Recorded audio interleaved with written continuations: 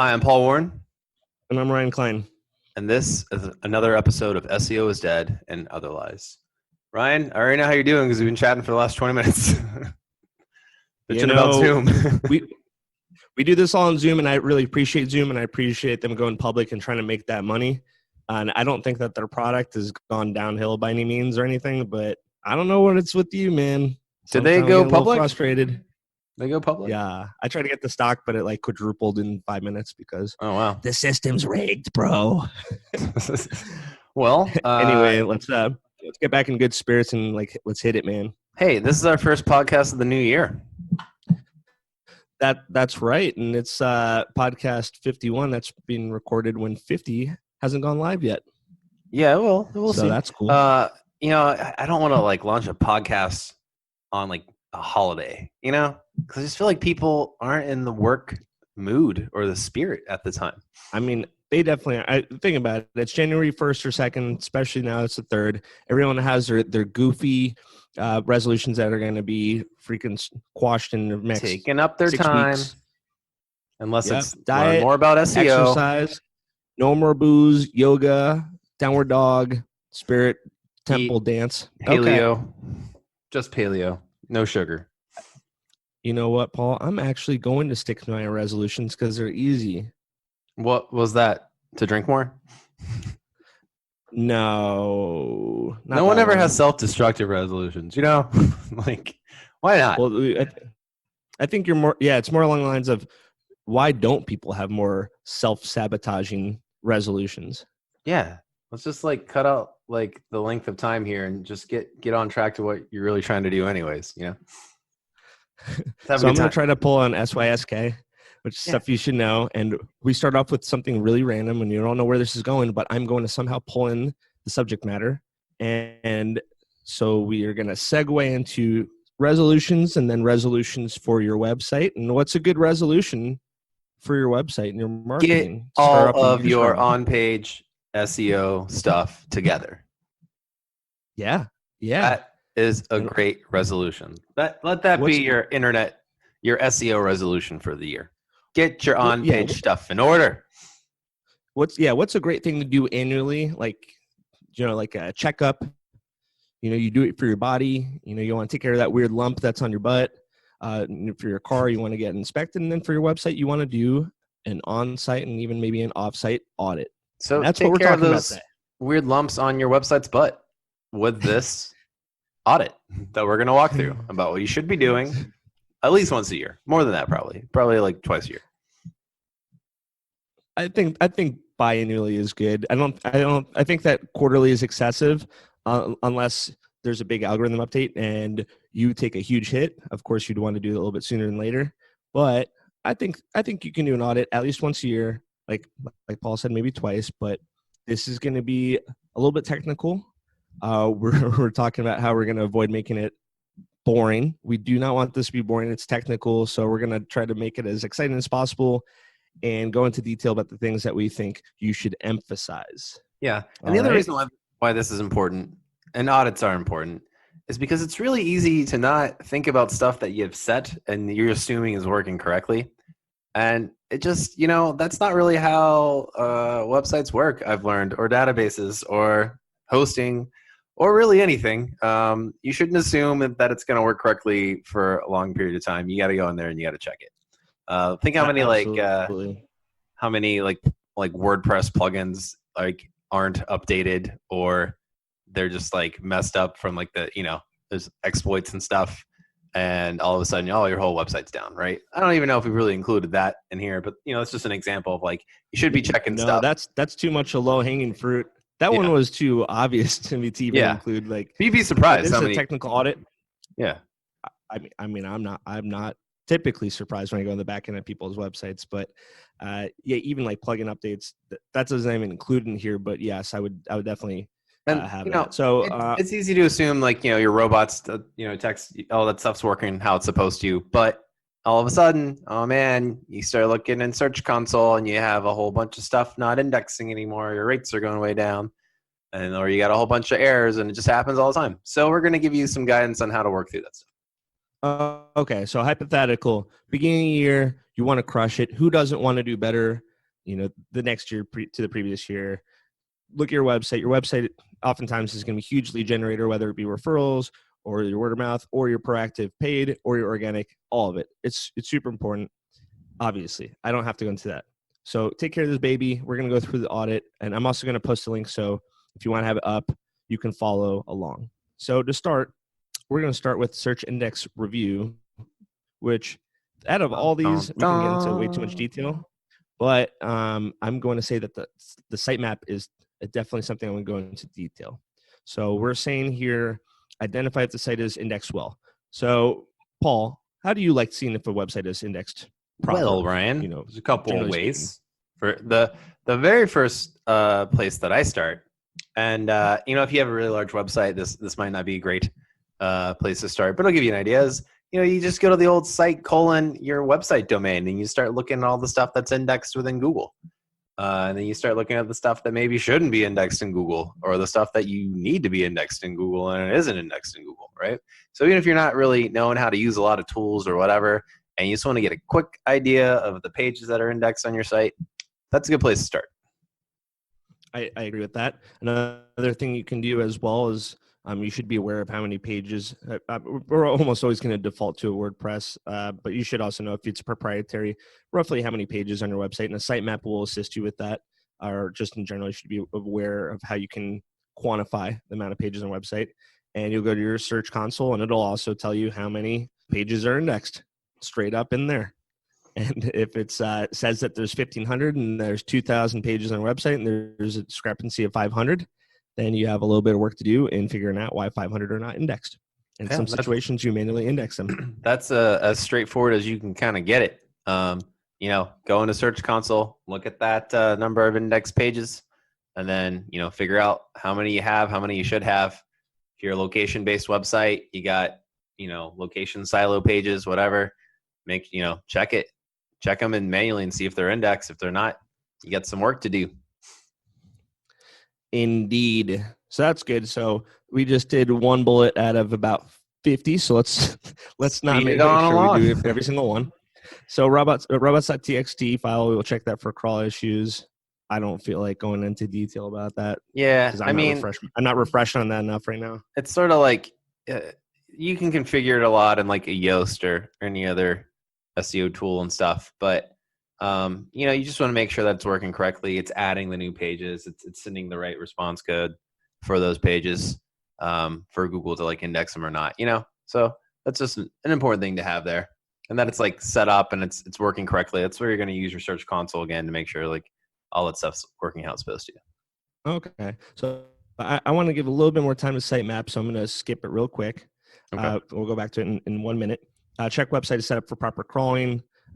Basically, that kind of goes hand in hand with robots. It's also making sure you don't have subdirectories that just lead to nowhere. You want to make sure links on your homepage are linking to actual pages, checking your menu. As websites evolve, you forget to link internally places. It's just naturally. Yeah, you don't have a bunch of orphan pages that just, Google can't get to easily. Stuff like that. You don't have important stuff behind like some sort of form that has to be filled out, that kind of stuff. Cool. And then the dynamic rendering, if you want to know about that, which is an interesting thing that I think more and more people do in 2020, we do have an entire podcast, or a large portion of a podcast dedicated to it that we can offer to listeners if they want to know more about that. With our friend Jeff from Huckabye. It's a great podcast, actually. You should check it out. He drops a lot of really good knowledge. We don't normally even interview people that have a product to sell on here. And that was like, he was just so knowledgeable about that stuff. I was like, come on, man, let's talk about it. Yeah, he crushed it, and he's in there just rattling off all this technical stuff, and even more technical than this audit. And he goes, I'm not even like the CTO. My home dude is the one that built it, and he knows 20 times more. And I said, I don't even know if I could even brain explosions. Don't what y'all talking about there. So great podcast. It becomes a part of our technical audit and maybe some others. So keep that in mind. So going back to the sitemap. Sitemap is just so important for kind of uncovering things in general that might be gaps or issues with your website. I think that a proper sitemap nowadays, from what I see, are mostly they're pretty straightforward. And you're talking about like pages, posts. Sometimes people do tags, some people do categories, sometimes people do authors. I personally think that when you look at a sitemap and it starts getting a little crazy with like media, I think that you have to reevaluate what's kind of going on with your sitemap, like videos and images and random pages that don't go anywhere. That is worth looking into and cleaning up. And Paul, what do you think? No, I totally You agree look with that. for in a proper sitemap? Yeah. Yeah, I mean, the key thing is that you have, I feel like the pages that are important for your rankings and your content, like those are listed in there correctly. But yeah, to kind of make the point that you're saying, like there's a bunch of crazy image URLs, a bunch of like weird stuff in there that just doesn't make sense, you know? Yeah, people don't really visit their sitemaps too much. And I know when I think people got a little bit higher on their sitemaps several years ago, they'd be doing like, oh, I'm going to do my priority and my importance of my sitemap, and I'm going to change the frequency where the homepage is daily, blogs are weekly, Yeah, this you is don't need to monthly. do anything crazy like that. My homepage is 1.0, this page is 0.6. It's like these are all, at this point, I believe, almost entirely arbitrary. And they're almost like peace of mind. So you have to be a little bit more up to date with how sitemaps. If you haven't looked at or even heard about it or thought about it in several years, it's time to kind of take a look and see what's going on there. And it's probably prime for a resubmission via Search Console again. Yeah. All right, let's delve into the next section, which is your content. Okay. So, I'm a big content guy. It's very powerful when it's done correctly because you can write content that actually leads to sales, not just rankings. It's amazing, right? But one of the things that you want to do, and this is really huge for me, this is a good place to start, is perform a plagiarism check. There's all kinds of tools that you can use to run your website through, and it'll tell you what percentage of your content is plagiarized on some other web page or even web pages within your own website. It's pretty great. Yeah, I think that plagiarism checks are important to do apart from audits, maybe a little bit more frequently, and especially for two reasons. So if you're employing writers and other agencies to write your content and they're writing a bunch of content, maybe it's good to just check if some of it's plagiarized every once in a while. Yeah, it's actually built into our. It's just good. It's built into our content creation process altogether. Cool. So you do it when you do it internally or when you're checking third party? No, we have like a software we use to check. Okay. Yeah. So whenever we have a bunch of writers that are not in-house, we don't have any in-house writers, and they send us this information, like articles, whether it's a blog, whatever, and we always run it through a plagiarism checker just to see and make sure that they're being honest. And honestly, I'm not going to pay them if they're ripping off someone else's content. Oh, hell no, Paul. No. I want honest writers. Content. Yeah, and then you fire them, and then you post about them online, and then they never work again, and then they sabotage you with negative links. Yeah, but I do have the exact same negative comment that I post on all of them that do it, so I plagiarized that. You use our own dark powers against them, I guess. Over and over again, just like their articles. I do like Copyscape. It's pretty reliable. It's pretty cost efficient, and it can do it in bulk. You're not doing like page by page. Again, going back to sitemap, one way that you're able to get a lot of pages uploaded all at once for a bulk plagiarism check is you provide a sitemap. Copyscape, and I'm sure other software does this, does a scan of every single page on there and then inputs them and then crawls them all and checks them all for plagiarism all at once. So yeah, that too is probably cost you what I use as well. Oh, you do? Okay. Yeah, I'd say 1,000-page website probably run you like $50. It's worth it. Pretty cheap. Yeah, and you're not just checking to see if your content is plagiarized. You're also checking to see if anyone else has stolen your content. So keep that in mind. Yeah, and sometimes they steal it and you can get them to link to you and attribute. That works. I guess I'm okay with it then. If they link back to me, that's fine. I'm like, well, it's plagiarized. Technically, you stole it, but you're not going to get any SEO value. Plus, I got a link. So I guess whatever. Right? So the next thing is reviewing content length and quality. You know what? I'll combine those two because it was review content length and then quality is separate, but they kind of go hand in hand right now, with the future of how SEO works with content. So, you want to have a minimum word count. At this point, I think it's like 500 Yeah. 500 or more. Really, the more the better. And it's also Right. like if you're using like a good LSI tool, just a lot of opportunities to add a different, a spread of keywords for related topics within it. So, you want to write for humans to a certain degree, with like the layout of it, but you're also, unfortunately writing for Google. So, definitely like look at thin content and look at revising it, and then make sure it reads like a human being wrote it. One that speaks the language that you speak, is generally pretty useful, and hit that length.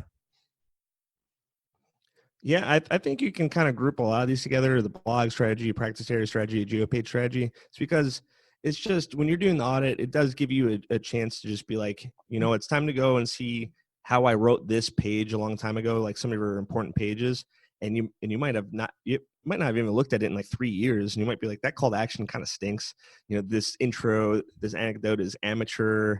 I don't write like that. That doesn't best represent us. I think this audit's a great opportunity to also analyze your voice and your messaging and your Yeah, and tone, with for the with the content on your blog one website for too, important pages. the quality and the writers and whatever, especially if you're working on a site like you took over as the SEO on a site. Look back at that old content, see if you can like redirect it or combine it, or like maybe you have a new article about the same old subject, and then you're going to have like kind of duplicate stuff. So just kind of go through it and make sure that you're a good steward of the blog for people coming in. Yeah, because your content over time should, hopefully, like this podcast, should get better over time. So if you've been blogging for 5 years, you'd imagine that your most recent 5 blogs would be significantly better than your first 5 blogs. So it's good to take a look back, see if it can be revised, see if you just remove it altogether or consolidate it, because content is, it's the foundation of your website, and you should be taking a peek at the content that you've been producing over the years and seeing if it's still representing what you want on your website. Okay. And, Yeah, I mean, and then, again, definitely good advice. Definitely, I think probably want to do this. I don't know if you really need to go back in and review like all the quality and stuff more than like once a year. Hopefully like you have a plan kind of built out why you're writing this content after you've done this. And, I don't think you'd have to do it every 6 months, but just double check your work basically. well, we definitely believe in refreshing pages that are important pages.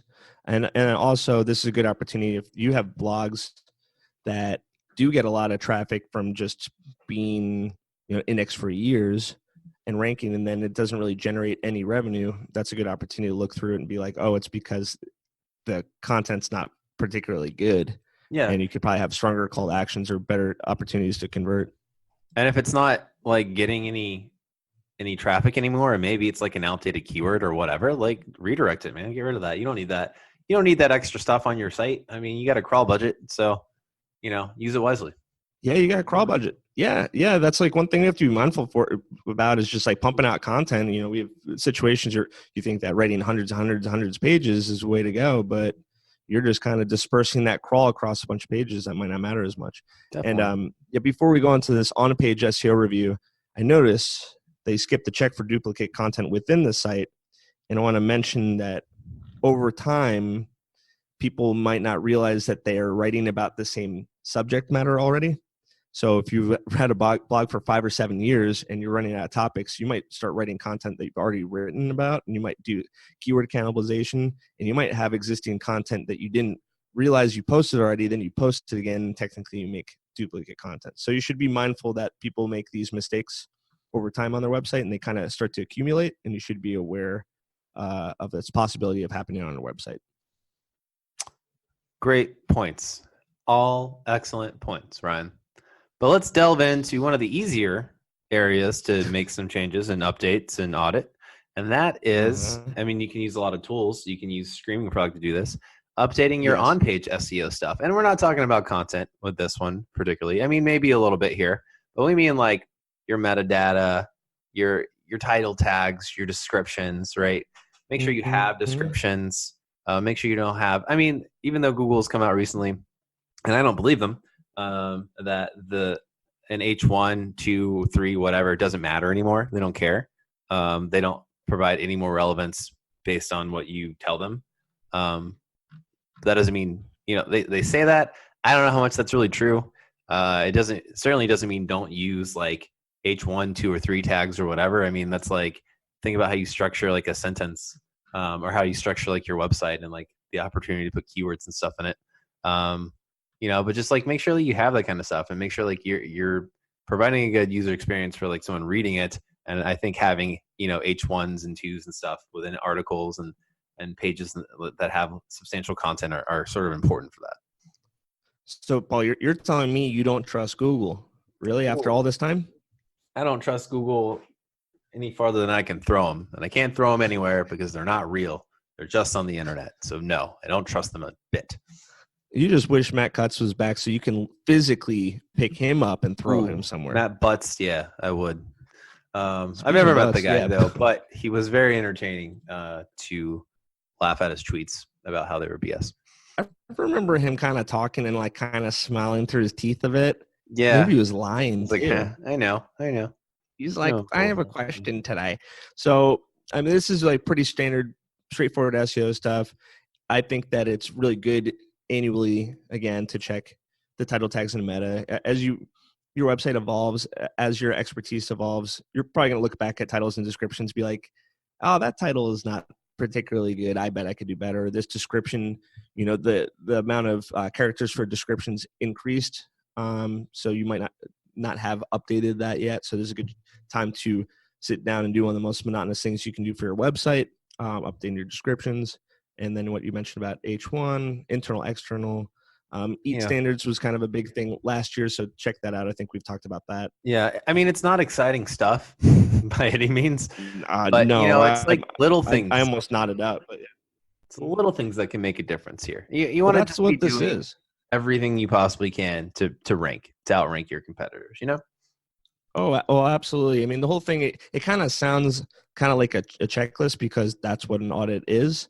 Yeah. It's just a way of just kind of staying on top of things and being mindful that your website, it's a living, breathing thing. Not really, but yeah, because it's evolving. And you want to always be revising these integral things to the success of your website. And it's like, Paul, like what you're saying, it's not any one of these things to make a huge difference, but when you list out 50 things, when you add up these 50 things that all do have weight and are worthwhile, yeah, you're going to have a website that stays in front of your competition. Yeah, absolutely. So let's move to one of these on-page SEO, which I've spent a lot of time in the past, especially when it comes to developing content and reviewing stuff. And that's, reviewing your keywords by page, right? So like the page that you want to rank for these keywords, are they still relevant? I like to look at like Google Trends for those terms, right? Do you need to make tweaks for that? What's the volume like that for them over time? How difficult has it become to rank for those terms? And really just kind of like think about, a page should be sort of about a topic that you can sort of add these related keywords into, right? So if you have, one page that's not really ranking very well for like the main keywords that you want, maybe look at like narrowing the content topic to just that thing, or maybe it's like too narrow and you need to add in some more stuff, but just kind of really look through the content that you have and look at the keyword research and sort of match those up for the pages that you have. Yeah, and I think this is a good opportunity to maybe do Google Trends on some of them to see if they're still moving in the right direction. You can look for other opportunities that way too. You just want to make sure you're spending this time and energy working on something that's going to be sticking around for a while and still giving you the qualified traffic you've been looking for. Yeah, absolutely. That pretty much I think kind of covers that. You guys can check out the list that we have here. There's a few more in here, and that kind of goes into like the EAT standards, which I don't know how much that even like really, how much even Google paid attention to their own standards. I know. Yeah. If we're practicing a little bit of 80-20 right now, the 80-20 rule, yeah, I'd say do it for maybe some of your main pages and see if you can do some of the EAT standards that are site wide all at once. But I would, based off my experience, literally in all of 2019, I would not get too hung up on it. Yeah, definitely.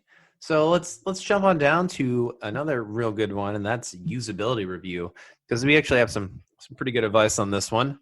This Mhm. I'll go so far as to say you should be regularly making sure that you have good UX on your website and that you have good conversion paths for your users, and not just once a year. I would say at a minimum, it should be more than just once a year, right? It should probably be monthly.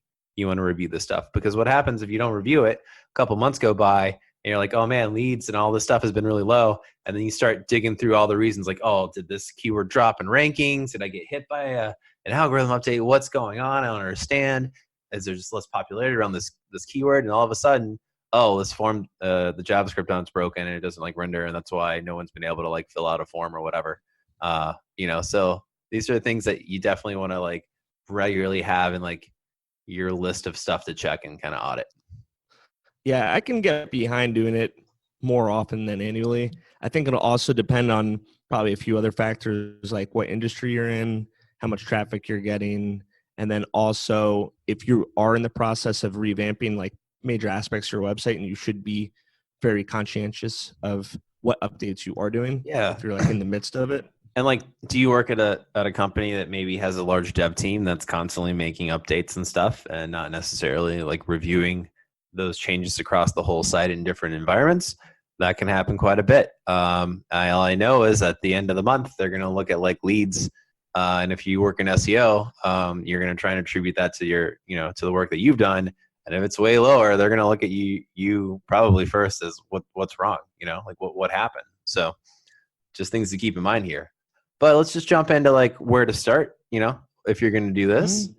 And that's, kind of look at the best standards for, your fonts, colors, buttons, images, things like that. Is everything working? Is everything rendering? How does it look in different environments? And I say environments meaning like phones, right? How does it look under different phones? How does it look at different browsers, on different computers, right? And you can test all this stuff. It's pretty easy to test all this stuff. They make tools for it. If you're looking in Chrome, you can actually like right click and like look at it in different environments when you like inspect it. So, it's not that hard to like kind of like look through your work and make sure like everything is rendering how it's supposed to. And then you also just pull out your phone and like go through the whole user experience and see what it's like too, as if you were someone searching for it. Sure. Yeah. Fonts. I think a good standard is most good websites have 2 to 3 different fonts. If you're like, oh yeah, I do have 8 different kinds of fonts on my website, it's like, okay, it's like not really a good practice. Colors, are they too bright? Are they too dark? You can probably look up like color templates that tend to mesh well together. Fonts, images, yeah, pretty much just. I mean, I'm not a graphic designer. Yeah, I'm not either, but I can tell you if it's bad. So. I can just look at it and I snap my fingers. And then behavior flow, we tend to use that through analytics. So it's a good a good time to see if people are kind of taking their journey through your website, how you kind of predicted or would be ideal for you. So in 2018, let's say they used to get to the homepage and go to your contact or fill out a form, and that was ideal. Great. In 2019, now they went to your homepage and they started clicking on blogs and then dropping off. It's like, oh, what happened? So you want to kind of know how people are still utilizing your website as people's behaviors on websites in general changes over time. Yeah, absolutely. So, really just kind of focus on the behavior flow. You can use some really cool tools out there that aren't very expensive. Hotjars is one. It'll do screen recording, so you can actually see how actual users are experiencing your website. It does it'll like anonymize, like if you have a form, so you can't see like their name or the city or state or whatever if they're filling that stuff out, but you can see them like kind of go through it, and everywhere they've clicked on it, it'll record the clicks, which is really, really cool. And then that's like the major one. And also if you want to do some A/B testing, Google Optimize is a free tool that you can use and run experiments. And you can see just how people are interacting with different goals that you might have set up on your website that you're tracking through Google Analytics. And because it's a Google product, it ties together with that. So you can see all those conversions, which is pretty cool. So, always sort of be testing this kind of stuff. Mm-hmm. And I think that 2020 may be the rise of all this ADA stuff that I've had several people I'm hearing really a lot concerned about it. I'm a little concerned Yeah, myself. so this might be Yeah, it might be the year. I'm when I say might, it just kind of seems like it will be. So I if really you're hope it heard isn't. about it, you've been sniffing about it, you've been hearing it, coming out of the woodwork. It's been through the grapevine and every other way you can say that it's reached your ears. It's something worth looking into because evidently, people that can't see you definitely deserve to have still a great user experience on your website. I know it's not funny, but Yeah, it's that's a. what I this mean, is it's a all about. positive thing, but I don't know. If they have to enforce it, it's just gonna be. It's gonna be. It's gonna be a mess. It's gonna be costly. It's I want to interesting. just One of the offer biggest this as a service. instances. Yeah, I mean, I think that people that are aware of the ADA, the disabilities kind of arrangement or compliance for digital assets like websites, I think not everyone, but a lot of people in this space have heard about the Domino's situation where they got sued for not being ADA compliant. I did hear a not so popular one about a car website or automobile sales website that got sued, and then they were like, "Why would a blind person want a car?" So I guess that was their rebuttal, but that wasn't good enough. So Yeah, it that's not affects gonna all do it. industries, is my point. So just be on the lookout for that. If you have a smaller website and you can go ahead and take care of that, I was just doing it. Go ahead and do it. So a couple Apparently, other. it's not that simple, though. Yeah, I don't know the I've had checklist. to do it before. At a previous job, it's actually like about 10 years ago. I had to do it at a company I worked for, and it was in the education industry. So it was just a lot of work to get done. So it was a very large website. A Okay, couple other used to quick it. points too is a site speed audit. This is something that's really, really important. It's only going to become more important, especially your mobile site speed. If you're having caching and use, there's a million things that we could get into on how to address that and how to fix it. Um, there's just a lot. If you can go to like an AWS web server, that'll really speed things up. There's a lot of solutions. Too many to even really get into in this podcast. Yeah, if you've been listening to us for a bit, we've had little tidbits here and there over the past several dozen podcasts about that. So site speed, that can be something that just naturally slows down over time. If you're swapping out images, you don't think about it. You install a new plugin, Yeah. you The move servers, your server gets bogged down. Before the you know number it, your one website is much slower. The number one thing I see that'll fix a lot of this is like Cloudflare. I don't know if you guys know about that at all, but Are check it you out. talking to the audience? Yeah, You I don't know. guys? I don't know if you guys know about that, but check it out.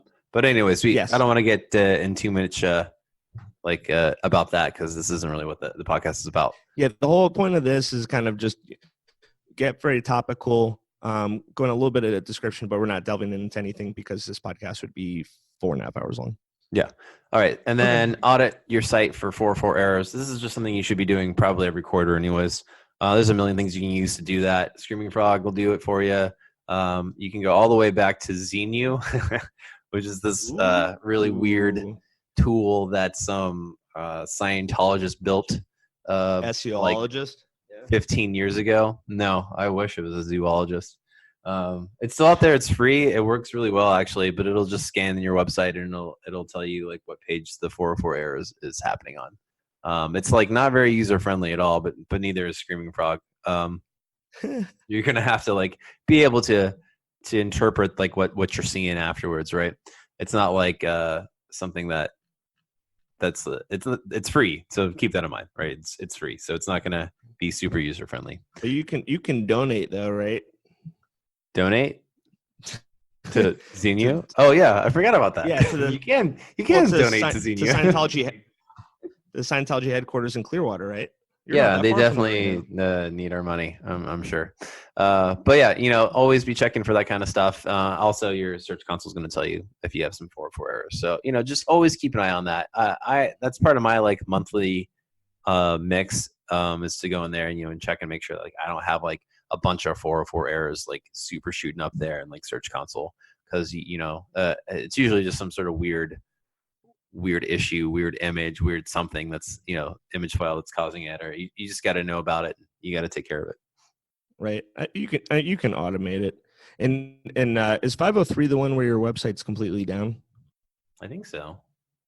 I don't know response codes right now, but that's another way to automate if a domain is Yeah. available. Your service If unavailable. you like crawling a bunch of, It's not a good So one. that's a good one. So keep that in So mind if you're trying to get sweet domains. Well, that's for domains. So okay, and then the last part that we have here for the on-site audit is technical SEO review. And that would just be taking advantage of structured data because a lot of people still really don't. And if they do, they're only doing maybe a couple things, maybe like a location, maybe an article, maybe a blog. But there are a lot of categories. Most people don't do all of them. They still don't use FAQ a lot. They still don't use other local service. I mean, there's just a lot of categories, I guess, is what I'm getting at. And they continue to add categories. So that's something that yeah, definitely take advantage happens of in it. an annual review. But I would definitely kind of review what structured data is available every quarter, personally. Yeah, definitely. All right, so let's jump into offsite audits or a backlink review, which is not something I do a lot of, honestly. I'm not gonna lie. Okay, does that mean you're technically deferring to me then? No, I won't defer to you, but I mean, I used to do it a lot, and I was really worried about toxic links back in the day. And it is of my opinion now that unless you get some sort of manual spam penalty from Google, which I haven't talked to anyone that has had one of those in a really long time, that links, those links, like they just don't even provide value, right? So they don't really penalize you anymore. It's just like there isn't any value in having them. So I rarely, if ever, detox links. Like it's been years and years since I've tried to like get rid of backlinks that I've had. I think I only do it if I see them and I'm just like, this looks real nasty. Like this website is just pure trash. I might as Yeah, well just disavow it.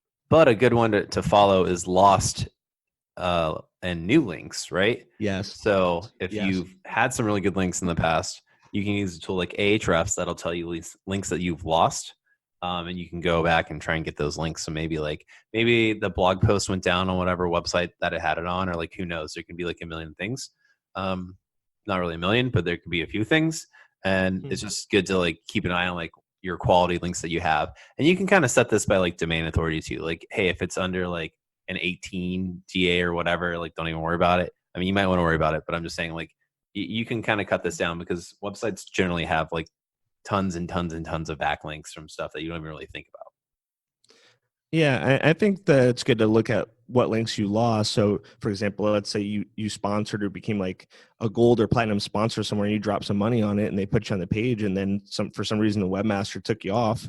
You're gonna be like, "Hey, come on, guy or lady, that's the webmaster. Yeah, I come paid for on, ad, deserve to be webmaster. there." And just webmaster, it doesn't have to have any specification. Yeah, it's just important to know. It's good to know if you're being removed from places that you proactively like work to get your links there. And also for new links, it's good to know if you have any content that just crushed it and you happen to get a lot of great links from it. And if it's from something or a website or business and notoriety, who knows, you can just say it is featured in there Yeah, if they didn't then notify you. you can do more content like that, and maybe you get even more links. So it's just good to know what people are linking Yeah, to. Um, right. just good things to keep in mind there, and then kind of looking at the trends, and then you know analyzing your follow links, analyzing your whole backlink profile, what it looks like. Does it look natural?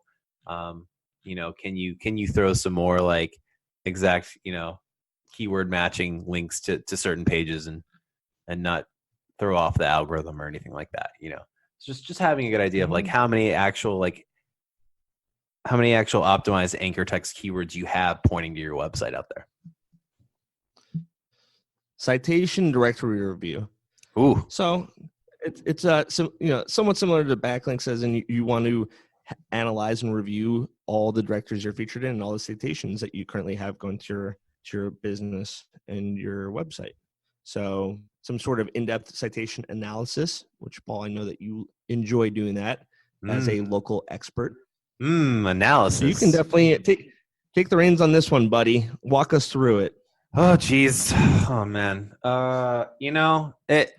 It's still pretty important to make sure that you have accurate name, address, and phone number information out there. it's easy to find out if it's not correct. You can use all kinds of tools that'll tell you if there's duplicates or it's the wrong information, or you can just search the address and see what phone numbers come up for it, or search the phone number and see what addresses come up for it, or what names, what websites they're on. But just wherever I always start, if I have really bad local rankings for like a location, I start with the citations and seeing how accurate that information is out there. And then I either fix them, I either add more, I look at competitors, see if they have, better local ones than I have, ones that aren't like accessible through like an API through a tool like a Yext or whatever. Those are in my opinion are like more valuable, because I feel like everyone has like the Yext ones at this point because it's such an automated system. So finding those like little gems out there that aren't in that from your competitors, it's just a part of the process when I take over for like a local website or I'm building a new one that has like a GMB listing. Cool. Did you cover like the whole entire thing right there? Oh no, I couldn't. A little bit there. There are eight bullet points, and then I see GMB, and then I saw the top. So I didn't know if you went through the whole entire thing all at once. No, we didn't talk about reviews and social validation reporting. Yeah, it's good to see pretty much just how your brand is featured and perceived online. So doing some sort of online reputation management report. I'm sure you can do some sort of basic free one, or you can maybe go on Fiverr and then someone can throw one together for you for pretty cheap. But it's good to see how you're coming up. Every single place you potentially have reviews, every single place that you have like a social profile. Sometimes it's good to be able to analyze what kind of profiles you had made on your behalf without your consent, which happens all the time, and see which ones may be important to fill out. Because sometimes people doing research on businesses will find a profile of you randomly somewhere and it'll say nothing about you, and that'll just kind of leave a weird impression. So it's just good to know what's being said about you, what's being created for you, and if it matters like at all, just being proactive with like owning it and completing anything to give the best representation of your business besides your website. Yeah, and then maybe you even like respond to it. Maybe it's bad, and you can get it removed then if you respond to it. Maybe your competitor left something bad for you out there. Just protect your brand, That's important. Just protect your brand. Protect your brand. 2020, year of protecting the brand. Your brand. The brand. Making sure you're utilizing everything that you can in GMB is also important. I read some pretty good studies the other day about the amount of images that you have and like the actual interactions that your GMB listing has. So if you are regularly posting images, not just the posts, but like actual images of your store stuff, you're going to get more interactions. You're going to get better rankings from it. And the more that you actually post and use like Google Posts, the more interactions you're going to have with your Google My Business listing as well. So, take advantage of those things. If you have under a certain amount of locations, you can automate this process really, really easy with some tools out there. So you're not having to like log into GMB and post every day. You can really schedule it out way in advance. If you have a ton of locations, you got to find some more creative solutions. But definitely take advantage of it if you can. That's good to hear that Google My Business has more integrations. No one wants to log in there, just like Google Plus. Remember that? That was a thing in the past. That thing's in a museum. Google Plus, the great wasteland. Yep. Yeah. It's gone now, right? Yeah, it's gone. Oh, it is gone. Yeah. So Google My Business, if you haven't been in there in a while, you needed to be in there like 6 months ago, because Google's making a lot of updates there. And Google My Business, Google Local, Maps, that is not going anywhere. If anything, it's going to be monetized, like we've discussed, more than it already is, and featured more prominently. So that's something you can't wait annually. That's something that you have to hop on right now. And I would revisit that one. I mean, I would see the new features and what's going on with it monthly for that. And then we'll revisit try to that automate one. some sort of posting. Yeah. We'll definitely revisit that one on the podcast for sure. Cool. So, Paul, we made it all the way to a section that someone somewhat appropriately called the competitive matrix. Someone close to like a SWOT analysis. No, I mean, this I think is possibly not technically a part of an audit. because it really doesn't have nearly as much to do with you, but it can kind of inspire you to have some action items and have some further goals and things that you want to accomplish. I mean, I think that should be, if you were to go and get an audit from an agency, it would include a competitor analysis in it. It always would, right? So yeah, I guess technically, since this section is the offsite audit, then I think that's fair. So yes. Yeah. So, you always want to be checking out what your competitors are doing. Maybe they're doing something better than you that you can copy. Maybe they got some links that you don't have. Maybe they got some services that you want to offer. Who knows? There's a ton of stuff, right? And you also just want to know who's coming up so you can knock them down. Yeah. I mean, it doesn't hurt to just see what your competition's up to, see if they're just owning you in reviews. If all of a sudden they have promotions that are like undercutting you like crazy, if they have a service that you've been thinking about doing, but now they're beating you to it. I mean, there's plenty of reasons to be aware, definitely in the beginning of the year, like moving forward, what your competition's up to, and using research tools and just simply going to the website, navigating around and seeing what they're up to.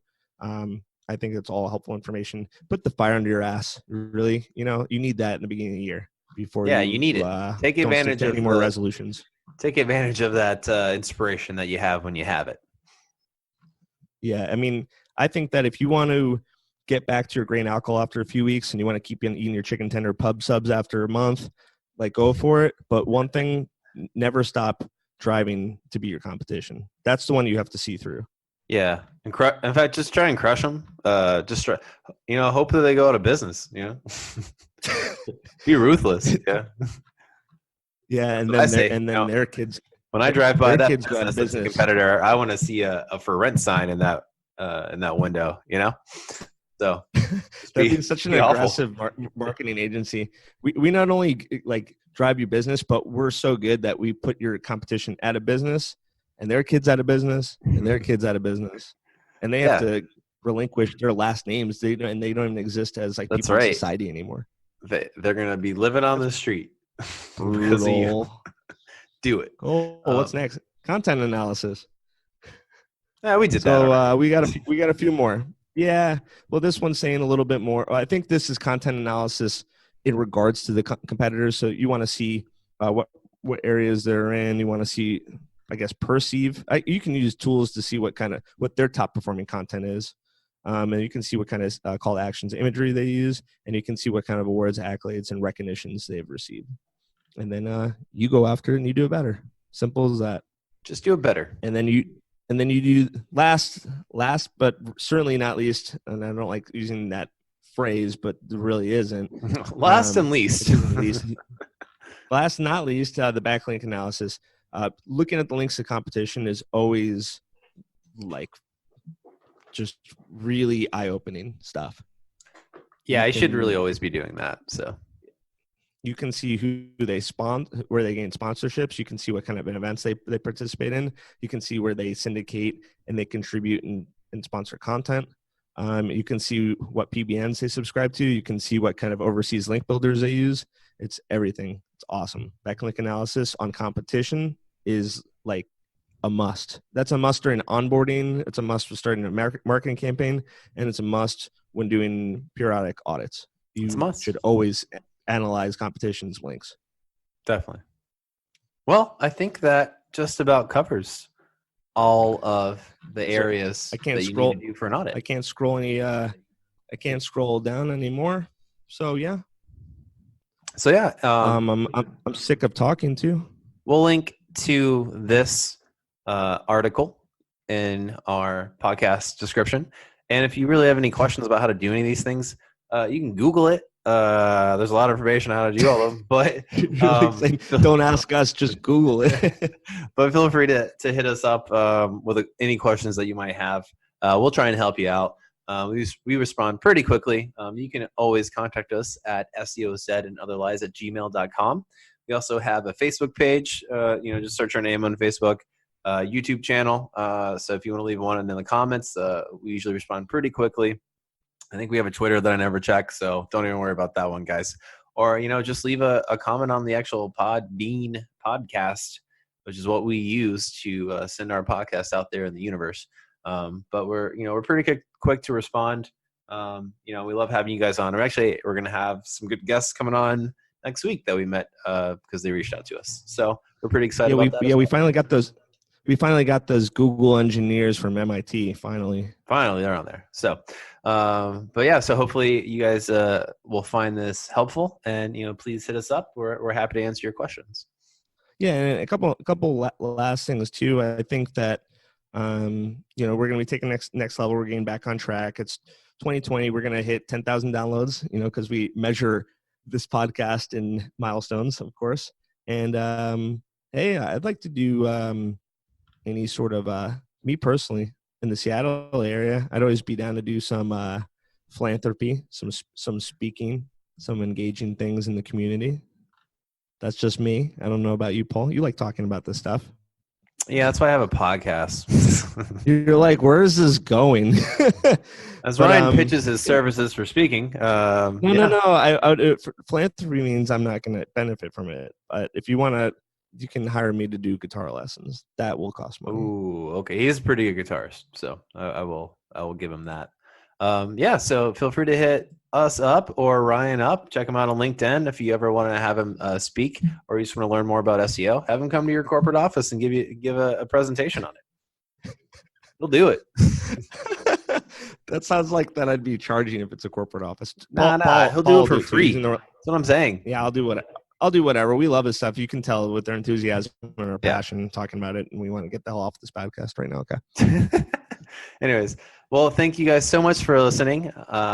I'm Paul Warren. And I'm Ryan Klein. And this has been another episode of SEO is Dead and Other Lies. Bye. Bye-bye.